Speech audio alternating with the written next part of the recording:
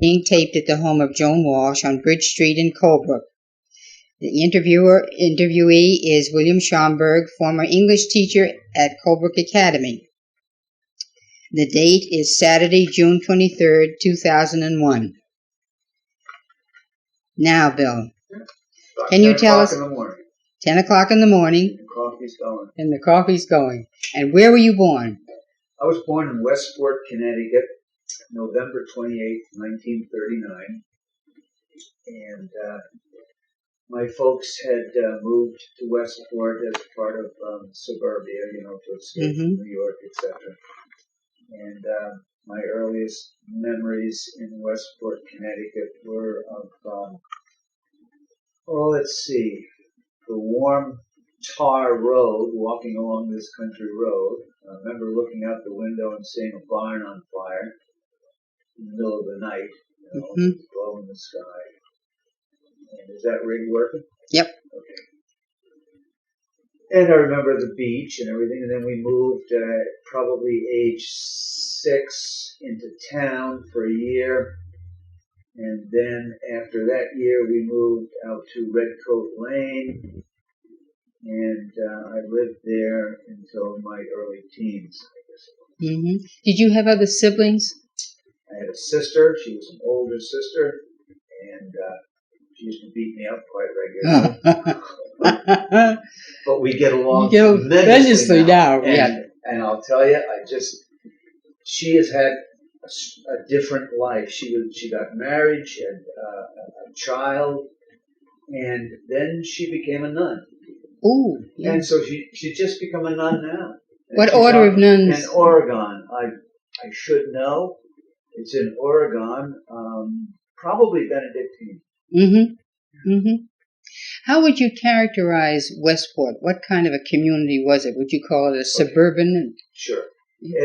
When I was really young, 6, 7, 8, etc., the grand exodus from New York City hadn't really started, so it was an artsy, a Norman Rockwell type things. The famous artist school got started there. I can remember somebody in local color, a guy called Langdon, I believe. As kids, we'd stop him on the street and we'd say, "Hey, throw your knife into that telephone pole." And he'd pull it out and he'd go, wham! And he'd hit that telephone pole right. So it was that small. We knew people. Did you have many commuters who went into New York City? My father was a commuter. And he would get home about 7 o'clock at night. And I would walk down this country road to meet him, and then we would walk back to the house. And it was probably probably half a mile walk. And so he was a commuter. What sort of work did he do in the city? Yeah, he worked for the Boy Scouts of America as an architect. He had graduated from Notre Dame.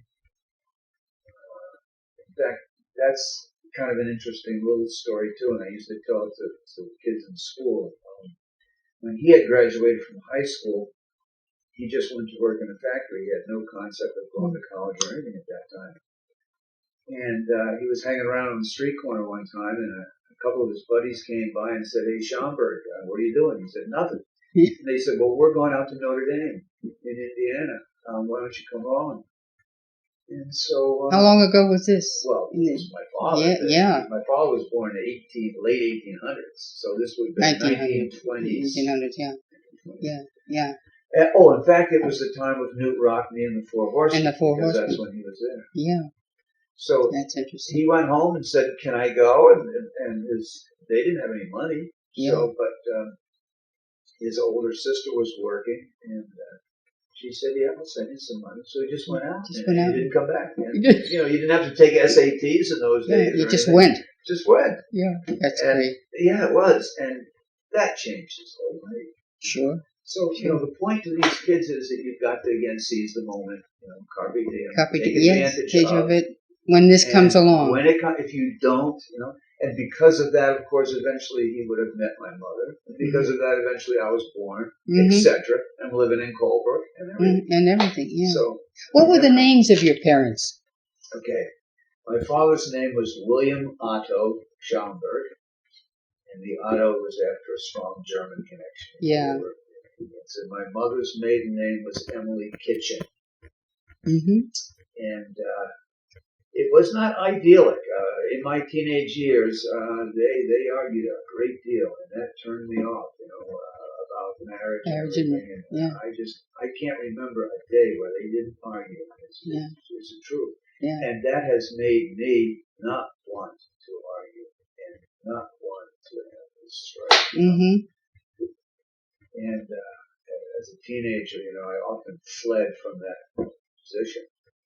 Yeah, that's very interesting. Now, as far as your education is concerned, as you were growing up, what did you go to elementary school right there in Westport? I went to elementary school in Westport and high school. No, we moved in my early teens from Connecticut to New Jersey because my father's job moved to New Jersey. So we moved to Princeton, New Jersey, which ironically, it turns out that's where my older son is now. And he just ended up there. Yeah, that's a lovely town. Well, sure. Once you get into Princeton, it's lovely. The environment's so great. Yeah. So we moved there, and I went to high school there, and I had a real bad time in high school. Things were not working out, and I was very maladjusted, etc.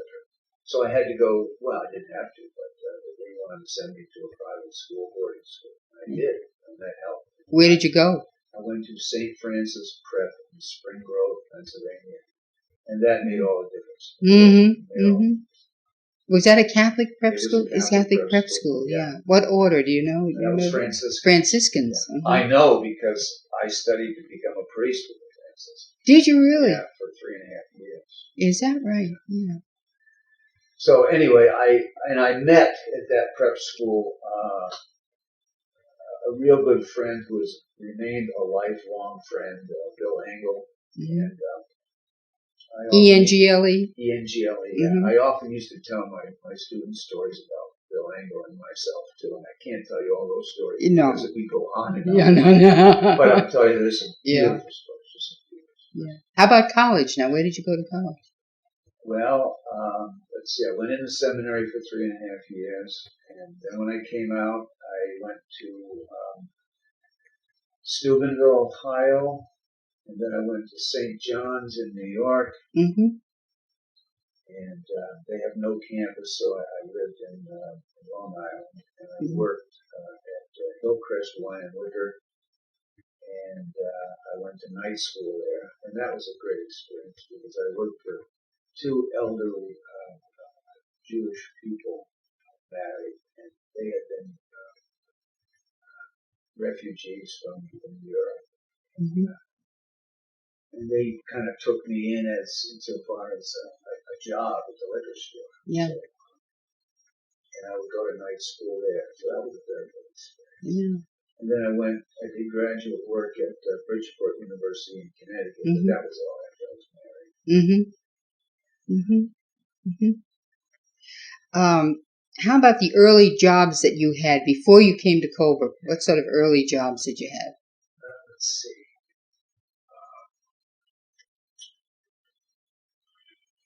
Well, let's see. When I got married...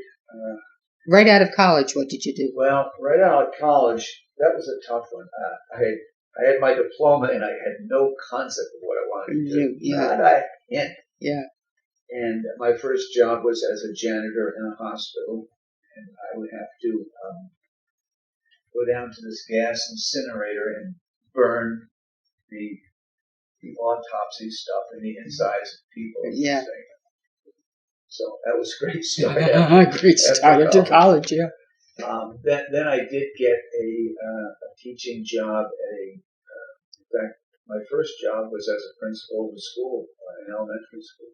Where? And this was in outside of Cadiz, Ohio. C-A-D-I-Z? C-A-D-I-Z, yeah.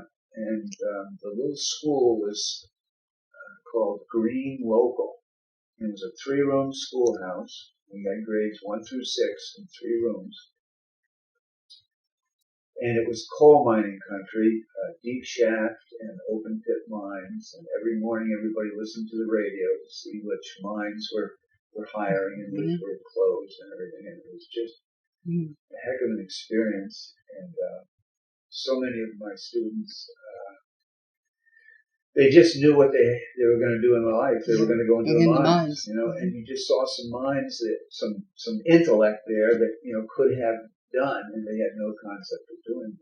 Yeah. And it was sad, but we had a lot of strong connections too. We had some retarded individuals that went right through school and they were happy and they lived off of berries. They picked berries all summer and canned them and made pies all winter. Yeah. And they just lived off the land. I remember the first time I was there, I wrote on the board, "Do not erase," because I had something on the board. And the next day I came in, it was all erased. And this went on and on. Yeah. So finally I said to one of the other teachers, "What's going on?" And she said, "Oh, the janitor can't read." So that was it. That was that. Yeah. Interesting, though. Yeah. Very, very interesting. So you had a colorful life, really. You had. Well, there was a lot of good people there. I used to. Andy the Greek was an old man. And he had this basement. I don't know what you could call it, diner, I guess, but nobody would ever eat there. Yeah. But I would hang out there, and he would open this up at night, and he would go all night. And, he would cook squirrel for me. And I would go out and shoot squirrel. He would come in and prepare squirrel. This is in Cadiz, Ohio. In Cadiz, Ohio. Cadiz, that Ohio. was right in Cadiz. And there I met other night people while I was teaching, and we had quite a few interesting. Yeah. So did you stay in teaching once you got into? I taught there for 1 year, and then I worked for the Department of Welfare in Trenton, New Jersey, for Aid for Dependent Children, and that was a real urban. Dealing with the black situation at a time when there were really, the civil rights struggle was beginning. So this is the 60s now we're talking about. Yeah. In fact, I went on the first march on Washington with Martin Luther King. Did you? Yeah. And that was an awesome experience. The feeling, the vibrations, the camaraderie, it was tremendous. They put us up at Georgetown University. We slept in a men's room or a ladies' room on the floor. And I was also down there for Kennedy's funeral. I hitchhiked down for that. So those things were okay. Yeah. But the work for the Department of Welfare was to see so many pathetic people. They didn't know what to do, how to work the system. Yeah. And some of them were working the system, but God bless them. They're not getting rid of it. And I made many good friends there. And after in the Department of Welfare, I hitchhiked around the country and took off and I left and I just hitchhiked around and I got a job in southern Michigan, drilling for oil. And then I made it to Seattle, Washington, and I got a job with Boeing in Seattle. And they were just starting the first 737. They were just starting production on that. So I got a job working on the first 737. Good for you. Yeah. So I worked out there for a while.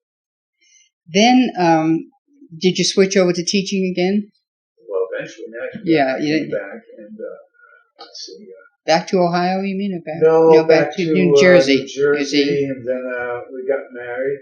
Barbara you had met Barbara in the meantime. No, Barbara was a childhood sweetheart. We had known each other in the 4th grade. Is that right? Sure. Yeah. And always, Joe Walsh, in the back of my mind was, this is something that would make a good one. Oh, she certainly and I'm telling you, I owe it all. And always, no matter where I traveled and no matter what I did, in the back of my mind was this, and I lucked out. She wasn't married by the time I was ready to get married, which was, late. 27. Well, we were that age too. Yeah. And okay, now let's switch to New Hampshire because you came up to New Hampshire from New Jersey, did you? Yeah. How did you happen to settle in New Well, from Hampshire? Connecticut. From New Jersey, I moved to Connecticut. We moved in with her father because her mother had died, and this would allow me to go to graduate school in Boston U. Mm-hmm. So I got a job in the daytime. I worked on an oyster boat for a while. Wow. And then I did nursery and landscape work. And then I was a night watchman for famous writers and famous artist schools. Mm-hmm. And that was a very good experience, too. Mm-hmm. I remember one fellow that worked there, he was also a guard, an elderly man. And when I told him eventually that I was moving to New Hampshire, he felt so sorry for me.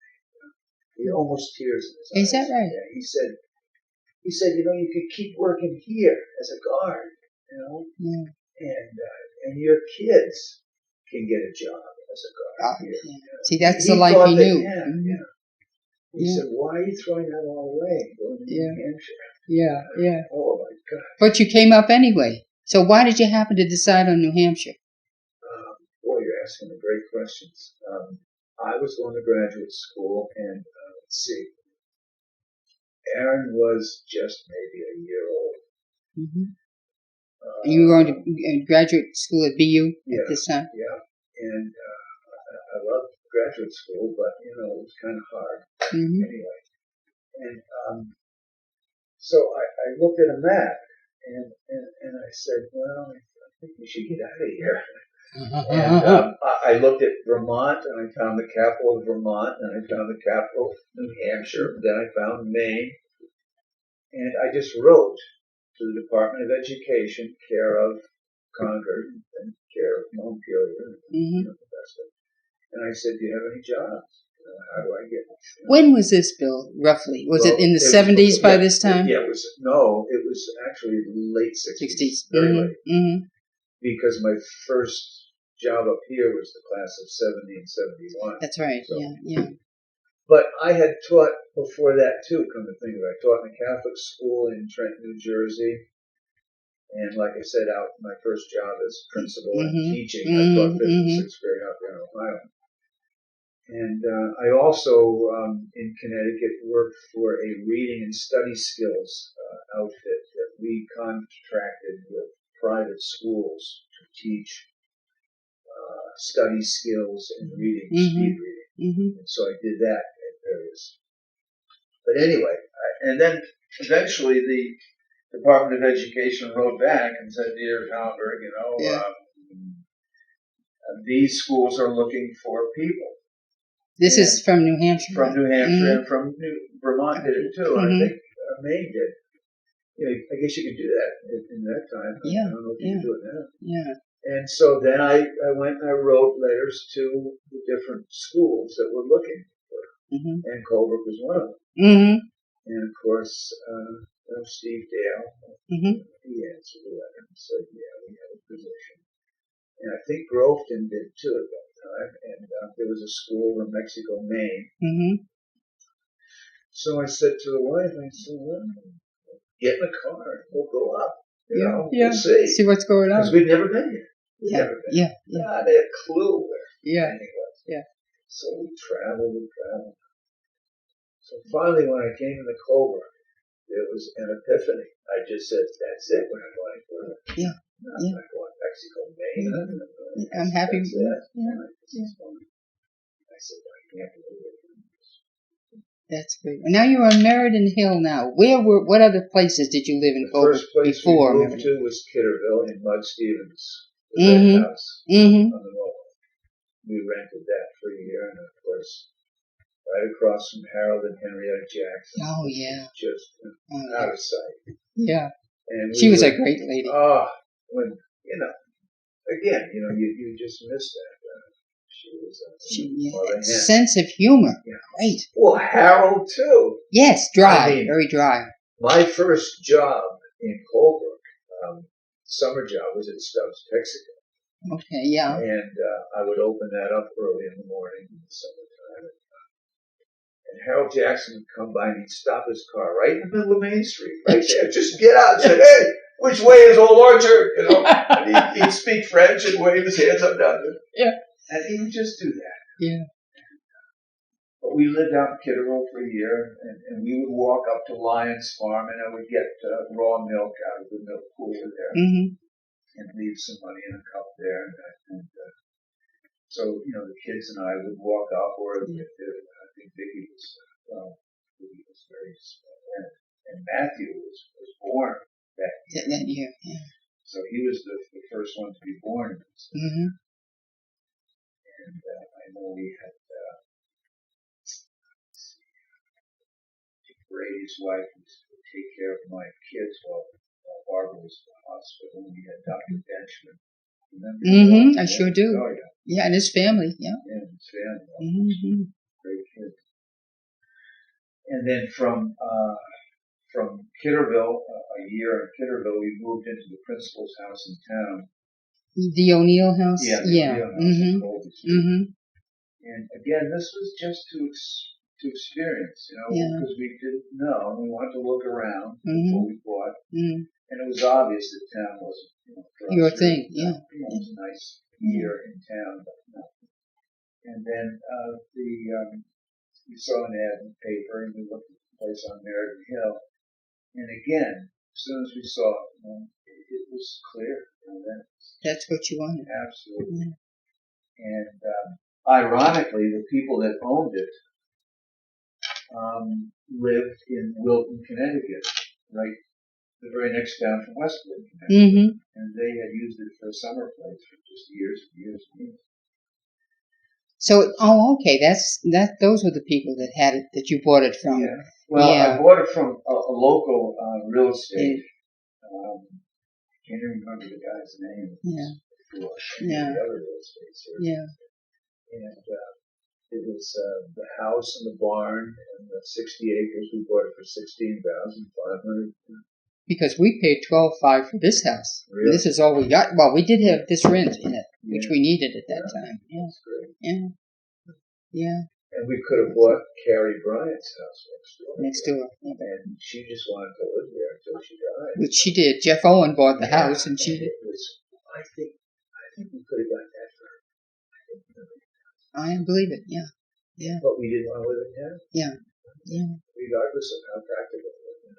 Tell me something. Has your wife ever minded being so far out? No, my God, if she did, we would have moved. Yes, you would have.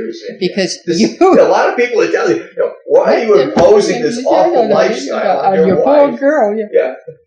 But no, I mean, because you just had the one car, didn't you? So when you came down to school, she was, because I can remember going into the office and hearing you on the phone with your wife, ask her what she needed for dinner. Oh yeah. Yeah, good stuff. And in those days too, that road was pretty rugged. I mean, we had I would move stones to get across the mud in the ditches, and I would have planks in my car to put in the rut so that we could get out of there. Sure. And when I moved into this area, again, I had a variety of summer jobs, and they just, like I said, Stubbs Texaco was the first, and boy, that introduced me to a lot of local color, because they would all just sit around and yak. Stubbs, Sure, yeah.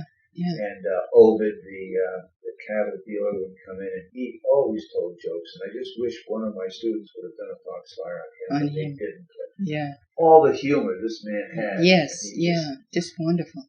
And Stubbs Texaco worked, Sibgo, Christmas trees, in fact, Jason Sabolkin and Godzik was starting that, and so I was very early in that, and worked with Mike Gibney at the Chevron station, and I worked also with these were summers now. Yeah, and I worked with the emergency radio system when it was at the hospital before the police station here. The radio and the emergency radio and the fire department radio was up at the hospital. So that was now we're talking the 1970s now, aren't we? Yes, because you came up then. Yeah. In fact, Jack Covey was dating Daisy Marshall at the time. He used to sneak in at night. And I would get all the local dirt from the radio because I was on the radio. Sure, yeah. So I worked that, and I also worked for Freddie Stewart. We installed he worked for public service, installing their electric water heaters and their washing machines and things like that. Mm-hmm. And he did electrical work on some of Neil Kachua's Trailers? modular homes. Yeah, yeah, yeah. And I worked for Roger, for Charlie White, Hain, and Summers. And that was good. I really came to appreciate the Whites, the way the boys worked. And the way that family set up futures for those boys. Amazing, huh? I just loved working. They would jump off the tractor and hit the ground running. Yeah. Not a wasted motion. And Yeah. it was good work. Yeah. Yeah. I also worked at Big A's store on Route 3. And, that I did during school because he would let me do all my homework right there as long as it wasn't a customer. Yeah. So all I had to do was work the gas pumps. And in the meantime, Barbara kept the home fires going. Well, that's another thing. I soon came to realize that this was not good. Mm-hmm. That I was, working too much, and it came to me. I think again another epiphany. Yeah. Why are you doing this? Are you doing it to escape from the home? Are you really? No matter how much you protest, you use the money. But and then it just was very clear, that I had to spend more time with kids. Sure. And that was just full. Yeah. So I did, but working in Big A's store again was a great experience because, I can remember when Dennis Joes came in with his little son Aaron, and his little son Aaron, they were raised in the wilderness up there, and he was just so wide-eyed, look around, and Dennis would take his son down to Lancaster to the movies. Yeah, it was a big night out. Son. And little did I know. At that time, all that would happen. But they would make it a regular stop and buy their candy and get their gas, and then go down, and father and son would go to the movies. Yeah. And then I had other people that came in, for their carton of cigarettes and their case of beer on one hand. Now this is still at the Big A. Big A, and little kids, Daddy, can I have a lollipop? Yeah. And he's got his case of beer and he's got his carton of cigarettes. Yeah. And the guy would say to me, kids. Yeah. You always want something. And then, of course, later on, I would teach those kids. Yes, yes, that's right. And their old man had their case of beer, his case of beer, and smoked. Yeah. Now, how many years were you at CA? It would be 30 years. 30 years, yeah. Now, 30. Did you... could you have taught longer? Did you have any desire to teach longer? No. Again, we're coming. So much of this is just almost impulsively. Just things falling together. Almost as if, I was talking to somebody rather recently about he was debating retiring. And with me, I think you will know. It's like when I wanted to get married, and it fell together. It did for me too. Pieces came together. Yeah. There was no, other way. So you've had no regrets? Absolutely. None. Oh, yeah. Absolutely. Yeah. The kids, great and everything, but and by the way, I didn't plan on retiring. In other words, I didn't say, 5 years before retirement, only 5 more years, and 4 more years, and 3 more years. It was the actual year, before it. You had to give them notice, a year's notice, and all this baloney. Yeah. And I just woke up and I said to myself, my God, I'm 60 years old and I've taught there 30 years, and boom. Yeah, I think it sort of happened that way with me too, because I just decided computers were coming in, and I wasn't too into that. Yeah. And I realized that a lot of things were changing. It was time. Yes, that's the way I felt. And it absolutely is. And I think you should move on. And thank God it was the right time. Yeah, you can't hold on. There's nothing worse than it's very sad to hold on too long. Yeah. And I look around and I see people doing it. Now, I wanted to ask you about this wonderful Foxfire project that you had with the kids. Their senior year? Okay, it would absolutely be the senior year, and it was in the non-college students. And I don't know what year I started it. I've gone over the the past winter. I've gone over all the reports that I have, and it's probably 230 or so reports. Yes. How many years did you carry this on? Well, that's why I don't know when I started. You don't know when you started, yeah. I can't remember. Certainly, Elliot Wigginton started it down in Appalachia. You know, we all know the magazine and the books that have spun out of it. And it did. Now, today you could do it a lot better because they have the videotape. And they can capture it. And, yes. They can always videotape a grandparent or a place and everything. And when I started that, they didn't have any of that material. Well, I was just thinking about the other day. There was an auction out at the Wiswell, Wiswell's place. And did you go to that? No, I was away doing something, and I can't remember what, but we absolutely could not have gone to that. But anyway, one of the first persons that I interviewed was Edward Wiswell. He walked me out in his garage, and he said, "This saddle was written by my great-grandfather who came down from Stewartstown," and he would, went through every piece. Yeah. And I tape recorded that. I don't know what happened to it. Yeah. But that was a result of my inquiry into something called a ram pump. He called me up and he said, "I know what a ram pump is." And so that spun out of the Foxfire. Yeah. It gave kids a chance to work in groups, to ideally photograph and write down and record things of our area that would not have been photographed and recorded. Did you give them a form to follow of any kind? You let them, you just turned them loose? Well, no, not really. There was, I said, let's look at the old ones and see how they're good or how they're not good. I said, you should have some kind of introduction to it.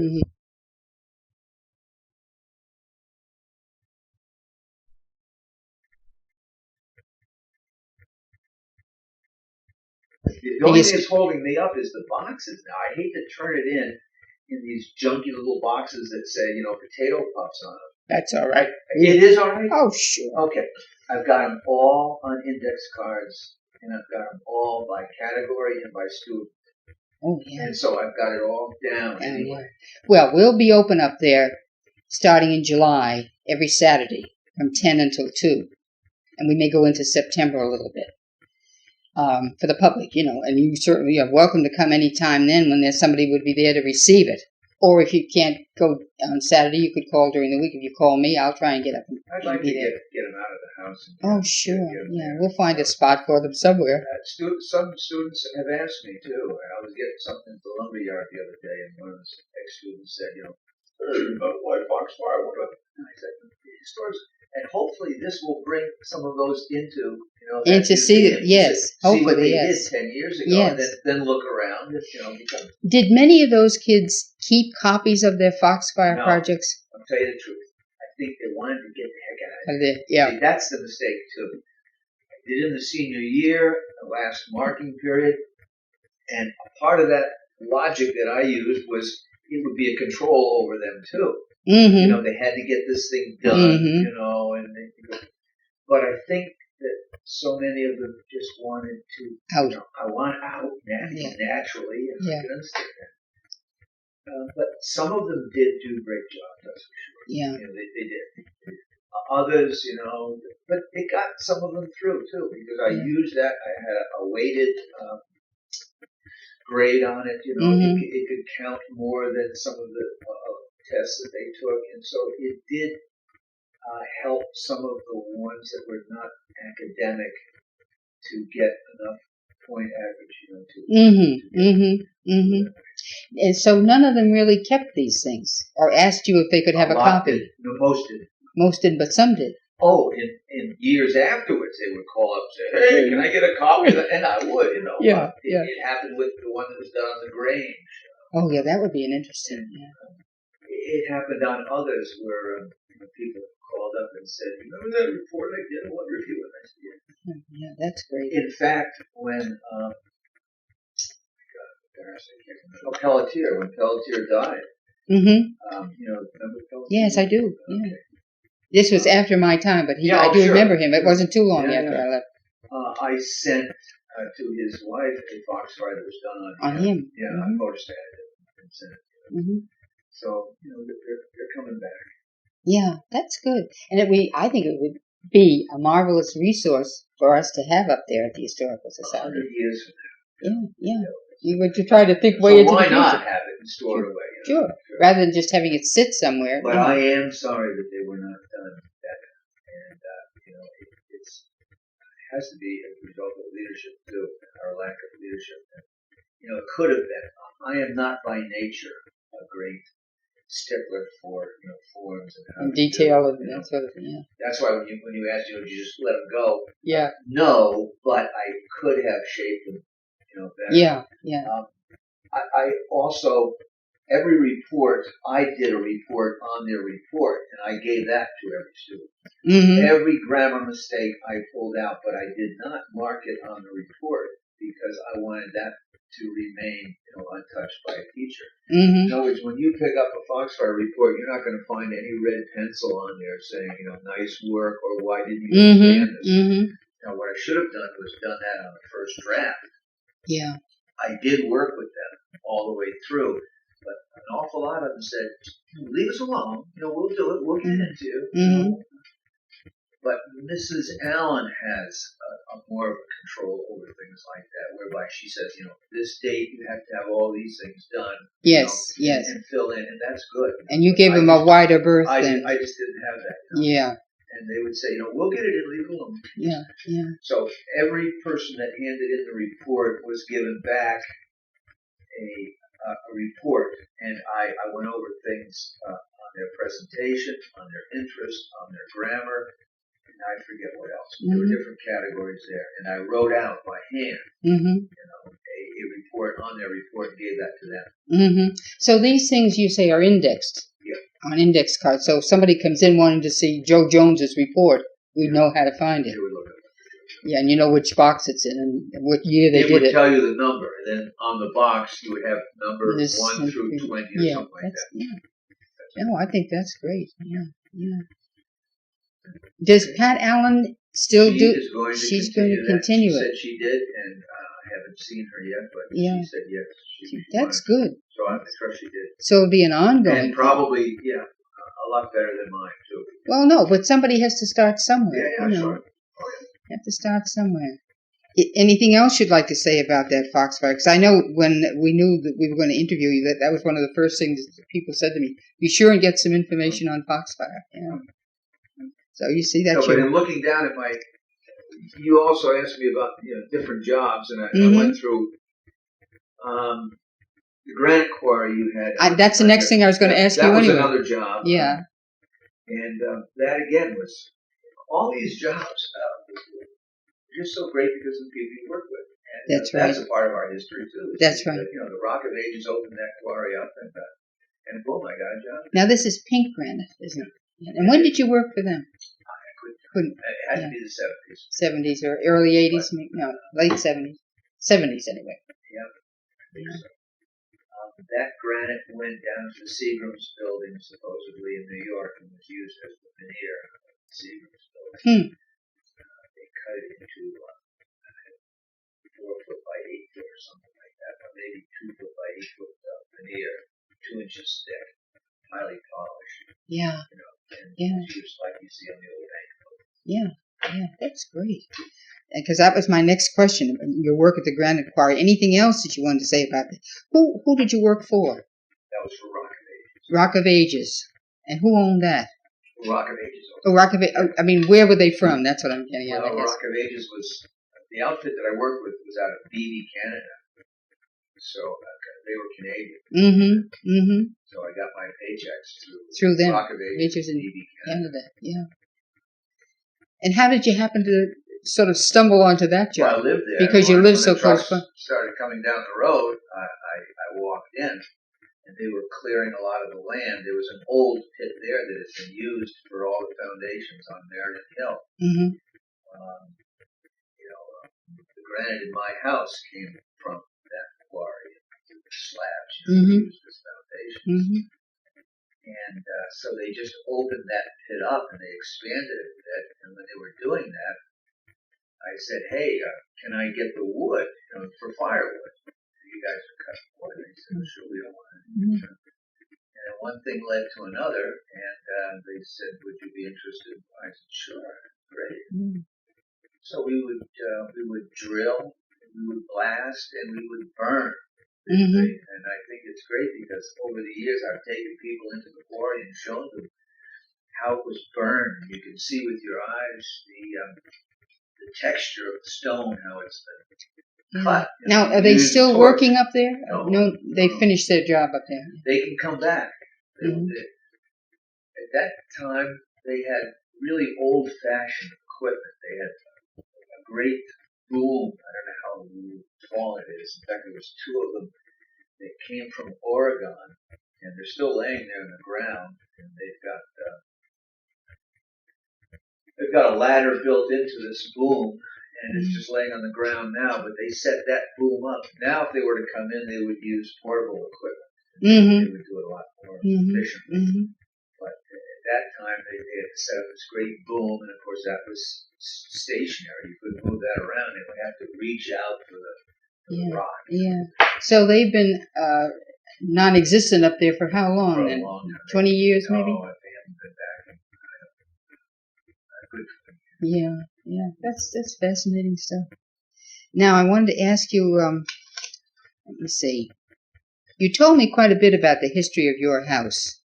Have you enlarged that house or redecorated the inside? I think we came, again, Barbara and I came probably to a good understanding that we would get the kids through college before we would send. We're not houseaholics. In other words, we're not, come in and let us show you what we did to the living room. That's right. I admire that so much because so many people are.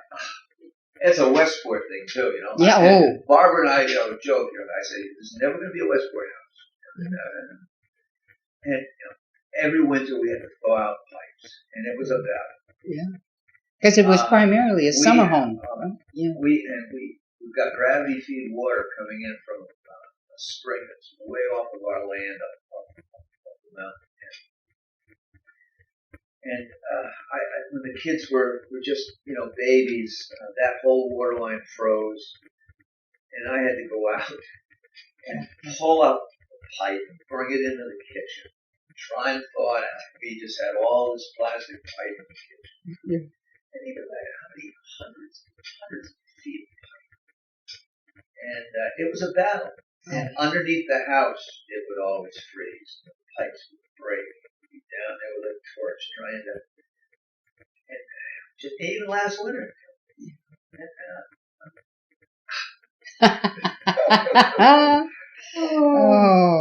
So I saw Freddie Stewart yesterday and asked him if he could put a foundation in. My point is this.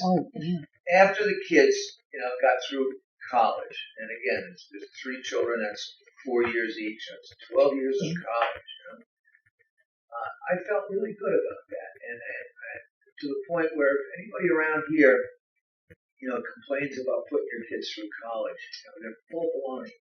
That's the only thing of value. I mean, just do it. That's right. And it's a gift that you give your kids. It's not, never mind work. I mean, they did work and they did. But I never said to them, well, you have to do that. Baloney. This is a gift that we give you. Yes. Sure. Yeah. That's it. Well, then after that, they're supposed to be the house, and so we've done that, and then finally the living room got done. We tore the old laughing plaster down, and all the mice droppings behind the walls and everything, and finally insulated that, and then the dining room and the kitchen. So we're, slowly but surely, but we're not selling our souls to it. We're not.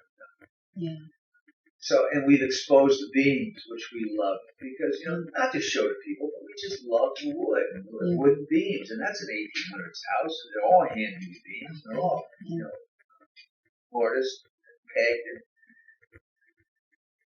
I think the wonderful thing about all this, Bill, is that you and your wife pretty much think alike, don't you? So you agree on this stuff. If you didn't, you'd have a terrible time, right? So she said, okay, let's educate the kids first, then. And didn't say, I want a nice living room, I want a dining room, I want. We didn't so much talk about these things either. It was just kind of the understanding. Men don't talk about things that way. Men are from Mars. And etc. And should have, but over the years you just come to this understanding, and I would do anything for her. If she said, boom, it would be done. Yeah. Oh, she was a wonderful girl. Oh yeah. I think you're a great couple. I really do. Of course you are. Of But course you people always had the wrong impression. Yeah, you kept her shoeless up there. Yeah, and she did have the sheep too. That's another thing we're not talking about. Yeah. She did. She cared for the sheep while I had to went to school. Yeah. And another thing, in the evening, it was just understood. I never had to say, it was quiet time, but the kids were raised with that in the evening we just kind of went our own separate ways after dinner. And I never had to say once to the kids, you studied or anything. It's just I would prepare for the next day. Mm-hmm. And the wife would have quiet time. And so the kids went to their rooms and they had their life. Yeah. And I never had to say, turn down that radio, because it just wasn't done. It just didn't do that. And did you have television during this time? We had television. Yeah. But again, that was turned off. There was never any TV on in the evening. Mm-hmm. Mm-hmm. I guess if there was something that they wanted to watch, it would have been done. Yeah. Because there was no rules. We never had a list of rules. We didn't need them. And Barbara and I talk about this, how funny it was. Well, see, you were off in your own bailiwick, so they didn't have the distraction of neighbors next door or across the street or people stopping in. Yeah. Because that place is not, as you said, it's easy to get to. That's why I think my daughter now insists on raising her family in the country. And she thinks that it might be more beneficial. And the family would be closer. Yeah, they moved to Enfield, New Hampshire, and they moved out of the country. Mm-hmm. Mm-hmm. But it worked out, and the kids. I'm very happy about the unique way in which they were raised. Both boys, I would have wanted to have had a trapping line when I was a kid, but I couldn't and I didn't. But they did, and they wanted to. They did. They got up in the morning, and I never had to wake them up. I never had to say, if you don't get up, you're gonna miss the bus. Yeah. It just wasn't done. Speaking of buses, now where would they get the school bus? The bus came up on the hill. Oh, it did. By the time they were old enough to go to school, there was a major flood in the 70s. Again, I can't remember what year, but kind of early in the 70s, maybe 73, 74 on Meriden Hill, and it washed the whole Mill Hill Road out. And when they rebuilt that, they rebuilt it well. They did a good job. Mm-hmm. So a bus did come up on the hill. But you certainly, Bill, got 3 wonderful kids. They are nice kids. They were always nice kids to deal with in every way. When they came back and substituted in school, just as nice as when they were kids going through the grades in high school. Well, Aaron is done a good job. Both of you. To see Aaron now with kids, he doesn't have the temper that I have, but he does. It's under control. Yeah. Always pleasant, always Matt, but Vicky, always the same way, just even keeled. Matt had this learning disability too. We took him down to Cambridge, Massachusetts to study down there for his visit. We didn't know. They diagnosed dyslexia and all this. It was early. But they were talking about whether you get they said, well, you could probably get through high school and stuff like that. But the idea of college was very foreign. Yeah. But I graduated 5th in his class. From college? From high school. Just sheer work. Yes. And then went out to college, for 4 years. And, I know it wasn't that hard a college, No, but you can find good things over there. I finished up there. I had to take a job. I had to take courses there, too, because when I was hired, it was provisionally. I was not licensed as a school teacher. No, I had to get credits, too. Yeah. Steve Dale just said, we'll hire you, but you better, take some courses over there. Yeah. So I had to drive over and take these courses. So, I went summers. Yeah. And then I went nights during the school year. But it's, I remember Mr. Irwin saying one time, talking down his nose about Linda, and I said, listen, there are good people there. Sometimes it takes a little while to find them, but they're there. Sure. And they were. Yeah. And it was a great experience again for Matt, and it has helped. Oh, yeah. He's done remarkably well, I think. Well, he ran Mount Washington. I read that. I was so proud of him. Last week. Saturday or something. He was 41st. Yeah, and it was a wicked. Oh, I remember that day. Yes, last Saturday. God, yes, yes. Now, let's see. I got a few more things I want to ask you. Do you have any comments on the Connecticut River and what's been done to the Connecticut River?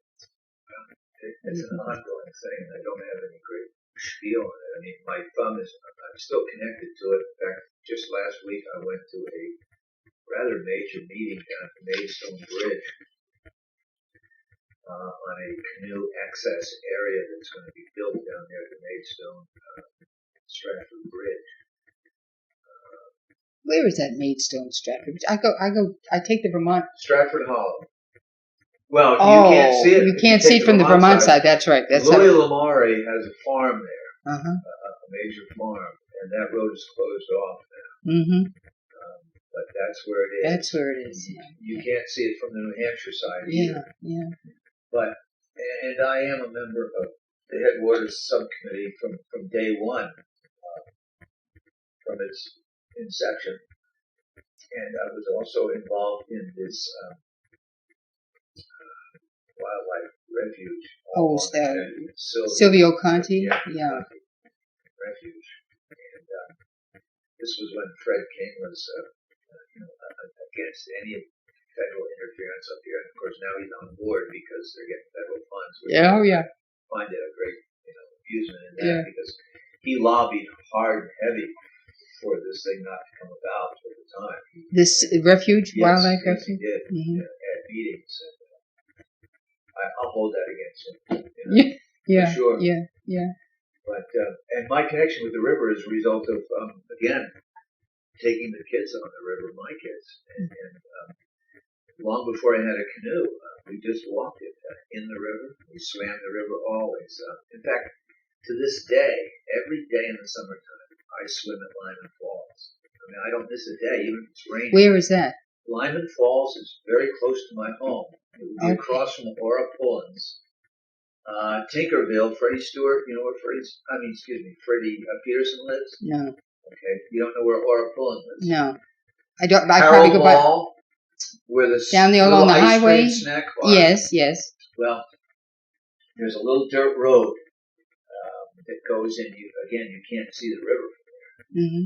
But Lyman Falls was an old power dam in the 50s, 60s. Let's see, it was torn down. I'm not sure when it was torn down. Because I've seen Lyman Falls mentioned. Well, Washburn owns the land on both sides of the river. He has just recently given a lot of acreage to Vermont for wilderness camping and to ensure that it's never developed. Now, is this Malcolm Washburn? Malcolm, yes. Mm-hmm. And the same thing is going to happen on the New Hampshire side. And it's an old power dam, and it's kind of deep, and it's a beautiful spot. And you get there by going near this little luncheonette place? Well, it's a road there? Before that. Before that, it would be through Ora Pullins.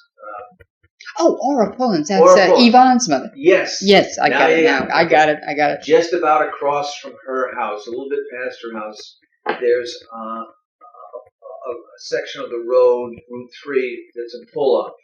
Like a parking area there. Yeah. Well, there's a dirt road that goes in there. Oh, that's the. But you couldn't drive in with your car. Yeah, you got to walk in to Lyman Falls. I drive it. Yeah. But I wouldn't want you to drive it. Don't worry. But that's the way into Lyman Falls. Yes. Okay, that's good for me to know because I see this mentioned. People don't know that, and I'm so thankful that they don't. That's right. It's just. But instead of taking a bath, I swim there every day. And, after I get my work done, I'm all sweaty. And then in the evening, before I go to bed, if it's really hot, I will go down. And swim again? But anyway, that's where the kids learn to swim. That's where their connection is with the river. Yeah. And then, eventually we got a canoe. And then, when the kids were still small, you don't need any permission. You just pull into a field and you just sleep. And there are beach areas all the way down. And we've canoed, I've canoed by myself all the way down to Bradford, Vermont. Mm-hmm. And it's taken me 3 or 4 days. And you have to portage quite a few dams, Moore Dam, McIndoe Dam, Dodge Dam, but it's interesting, and it's sections of the river that are just isolated from the rest of the world. Well, now when I think of the river, and I think of this road that goes up to the left near Orapulans, Yes. but the river is over here. Does that road turn around somewhere so that it? No. No. As you're driving down Route 3, the river's always on your right. Yes. Yeah. Or you pull in over there on the right. Yeah. You go. Yeah. And you would hit the river. Yes. But Lyman Falls now. That's in the Falls river. just goes across the river. It's across the whole Connecticut River. It was an old dam, power dam, public service dam. Oh, I see. That's what it was. Yeah, so you'd have to go down onto the shore and then find Lyman Falls. Yes. Yeah. It's right there. Yeah. Yeah. And there's not much of it left. There's cement, some cement, and some large cribbing with huge spikes sticking up there, dangerous to canoers and everything. Mm-hmm. See, that's great. So it's a good, strong connection with nature anyway. That was, not so much planned, but in a way, again, this goes back to some things that we teach in high school about William Wadsworth and his early connections with nature. And I have all my kids memorize the poem, My Heart Leaps Up When I Behold the Rainbow in the Sky, and it goes on and on. But one of the famous lines in it is that the child is father of the man. Yeah. And I wish that my days to be bound each to each by a natural piety. And this idea of the child is father of the man simply means that those connections that are made in your childhood are giving birth to the type of adult you will someday be. Yeah. And so those early connections were made with me when I was younger. Mm-hmm. And they just carried over into life. And that is good. When that happens, there is harmony. You know? Yeah. And so my youngsters, I can remember Vicky walking along, when we were on our hikes. And I don't know how old she was, but a youngster. And she was hanging back. Yeah. And Vicky, come on. She said, "Can't I walk behind you?" And at that point, I said, "Oh, yes, you can." Yeah. Oh, yes, you can. This was her little independence. Mm-hmm. You want to separate yourself slowly from that. Yeah, which is great. Yeah. But so the early connections, we didn't have a tent. We didn't have a tent. We just had a tarp, and we got eaten up by mosquitoes. But that was okay because you paid your dues. Yes. Oh, yeah. Today, the kids are riding on four-wheelers, and they don't walk anymore. That's right. They get on a four-wheeler to go to their blooming mailbox. And they're getting fatter by the day. Yeah. Yeah. And so we walked, and that was done first, and then we walked the river before we had a canoe, And then eventually, wow, they have tents, with mosquito netting, so we can appreciate those things. Yeah. That's a great story. That's great. Yes. Now, another thing I wanted to ask about, let's see how we're doing here, is your old barns project. You got some money for your old barn? We didn't really. I think that this is, we got $100.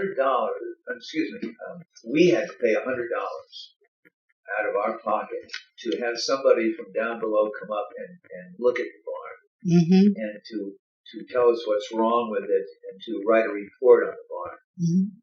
And that was nice, but we had to pay $100 to do that. And the state, I think, paid $400 to this person.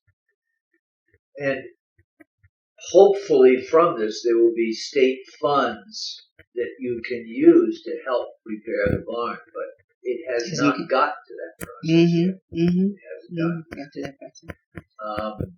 One of the things that just recently happened, by the way, that my connection with Columbia and Columbia Bridge, I wrote a grant for the Connecticut River commissions, and we got about $5,000 to help repair Columbia Bridge, the covered bridge. And then just, how long ago was what's this? Today, the 22nd. No, 23rd. On the 21st, it was announced that we got some LCHIP money, which is Land and Community Investment Heritage Project. Yes. So Columbia got that, and I wrote that grant. So we got another $5,000 to fix that bridge. So my point is that the state, I think, is beginning to realize that it's good to fund monies into this. And it is great to preserve the barns in our area because, wow, they are going down. Yes, that's right. Crazy. That's right. Some of these and you can't repair them yourself. You can't. I drove past Watson's barn out there on the Diamond. How long can that huge thing, stay up? And that's what people come into our area for. To see those. So the point is, hopefully there will be some funds. The guy that did the report on my barn said that it would take $56,000 to repair the barn. Your barn? Yeah. Oh, come on. Yeah. I bought the whole house for $60,000. Oh my goodness! Let's see now. Okay, now I wanted to ask you. You're raising sheep. In a sense, you're a gentleman farmer too, aren't you? You're a little bit of everything here. Not gentleman. No, not a gentleman. A farmer. It is gristle. Yeah. His hands on it. Nothing is gentle. My brother-in-law retired from Connecticut and moved up. He's a gentleman farmer. He bought himself a truck. Never had a tractor. Yeah. I do everything with a wheelbarrow and a shovel. Yeah. He doesn't have any livestock, but he's always taking me and showing me his flowers. I'm sweating with a garden, for vegetables. Barbara's putting more and more time now into flowers. Yeah. But gentleman farmer to me kind of connotates somebody that has Give somebody hobby. else. The sheep keep the pasture mowed. This is essential. Yeah. We eat lamb. I slaughter the lamb. We have lamb in the freezer. We do have a horse because the kids had it when they were young. Just get rid of her, but she's wicked old now. Yeah. So we just kind of keep her because she's a part of the family. Yeah. And I look at her and say, "How you doing, Stormy?" And I talk to her each day, each morning, each evening when I feed her. Yeah. But we don't have it because we're horse people. Yeah. The kids had it when they were young. That's it. You really have a very happy life, I think. Oh, God. And you're wise enough to know it. That's another thing. That's why I love retirement. That one of your questions was about retirement. Yeah. One of the things that I came to realize, again, early, was that I had to work at my retirement, just as I worked at teaching. And if you don't, you're going to go to hell in a handbasket. Yes, you are. Yeah, because I have gaps in my life now, and I think, I want to fill them somehow, but I don't quite know how I want to do it. When I taught, I worked hard at teaching. I saw to it that those damn tests were corrected and handed back the next day. Yeah. For 30 years, I had those tests back. I just took, and all the papers that were in were done promptly. And to prepare for each class, it was hard, but I had to read and reread each time. I don't care how many years, I assigned it. That's why I get more and more out of Hemingway, because every year I reread Hemingway. And I never sat back and said, I've read that, I don't have to. But, so the point is that all the preparation that I put into, that the kids could never see, they thought it was just spontaneous, that I would jump up on a desk and do the baloney, That's all. But all of that, I think, had to go into retirement, too. I was determined to work as hard at retirement as I did at teaching.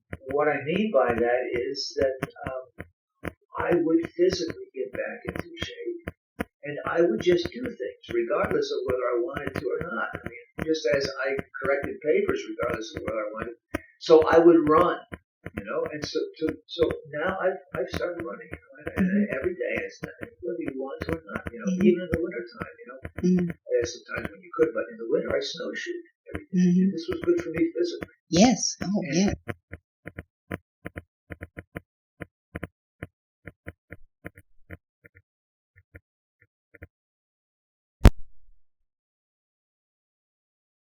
Decided to be a nun. After having been married, had she had children too? Yes.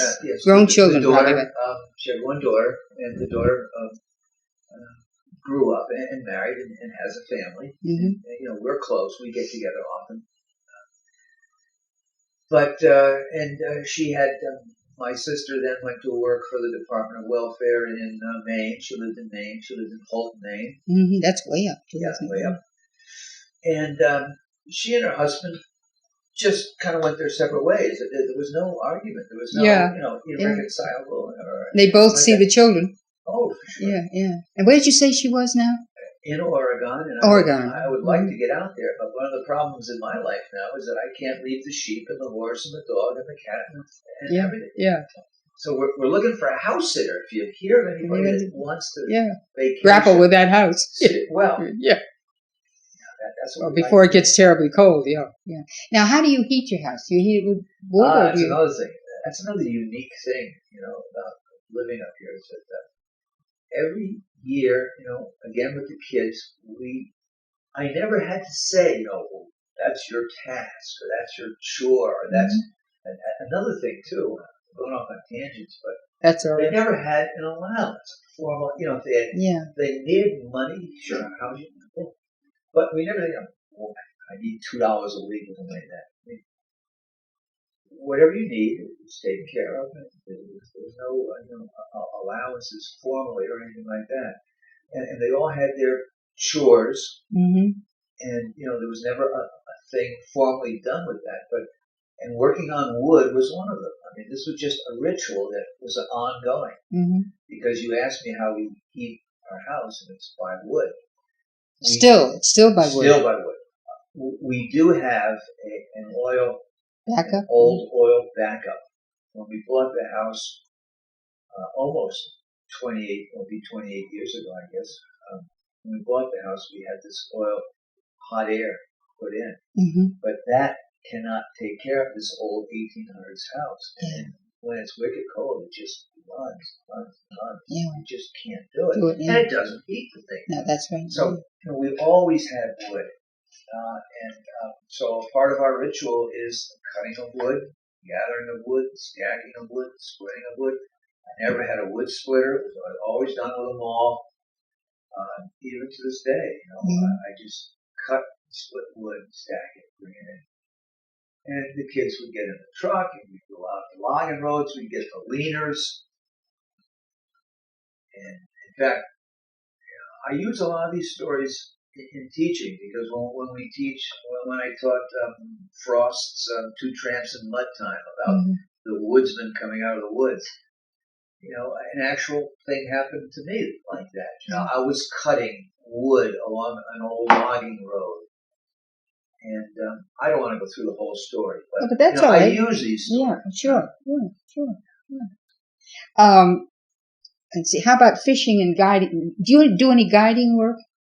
I started that, and I did it, and I found that I didn't want to deal with these type of people. Yeah.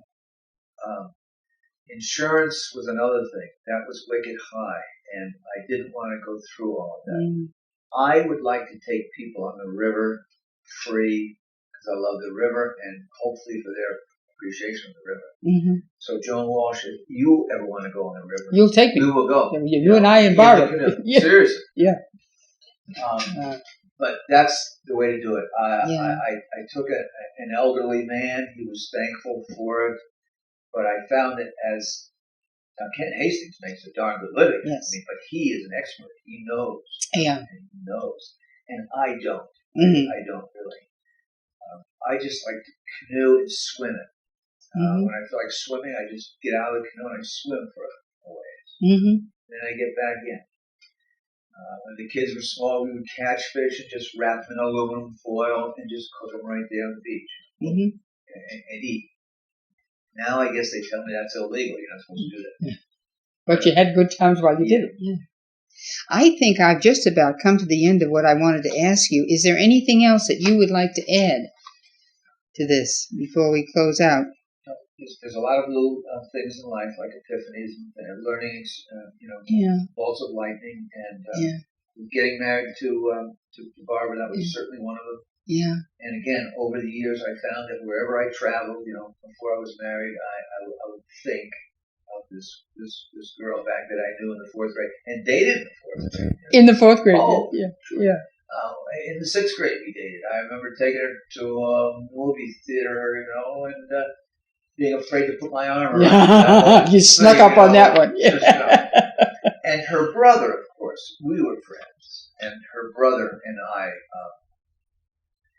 her brother, twin brother, by the way, he is bigger.